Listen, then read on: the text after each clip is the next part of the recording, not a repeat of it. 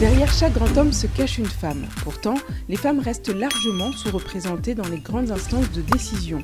La République démocratique du Congo, où plus de 50% des habitants sont des femmes, ne fait pas exception.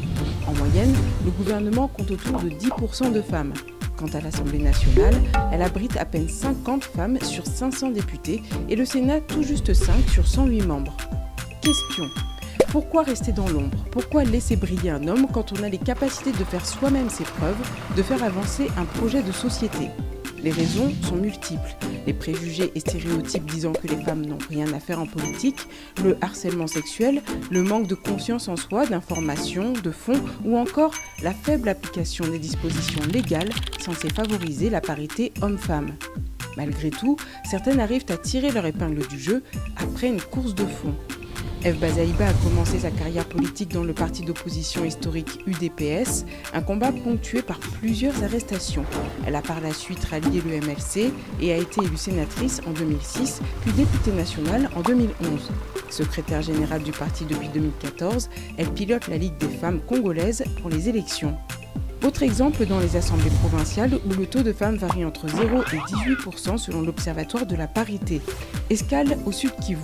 Adolphine Moulet, activiste du droit des femmes pygmées, a tenté la députation provinciale en indépendante en 2006, échec.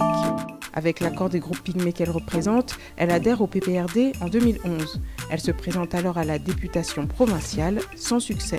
Mais en 2013, la roue tourne. Forte de ses années de plaidoyer pour la protection de la nature, elle a été nommée ministre de l'Environnement et de l'Agriculture. Pour aider les femmes à devenir des acteurs incontournables de la politique, des regroupements et ligues de femmes de partis politiques s'activent. Sensibilisation à l'importance de s'enrôler et de voter, ateliers, formations, coaching, partage d'expériences, de bonnes pratiques, tout est bon pour gagner du terrain, renforcer ses capacités. Et parce que l'union fait la force, dans le même panier, on peut trouver des femmes de la majorité, de l'opposition ou de la société civile. Il reste beaucoup à faire, mais des tendances encourageantes se dégagent. Le pourcentage d'électrices a grimpé de 13 à 16 millions entre les scrutins de 2006 et 2011, et le taux de député national est passé de 8,5 à presque 10%.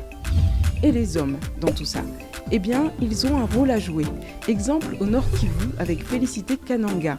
Avec le soutien de son mari, elle a pu obtenir une licence en sciences politiques et tenter la députation provinciale. Elle est aujourd'hui la seule femme sur une petite quarantaine d'élus et encourage d'autres femmes à retourner sur les bancs de l'école pour avoir de plus grandes chances d'être élues et pourquoi pas de faire elles aussi des émules. Mais la première étape reste l'isoloir. Derrière toute femme politique se cache d'abord une électrice.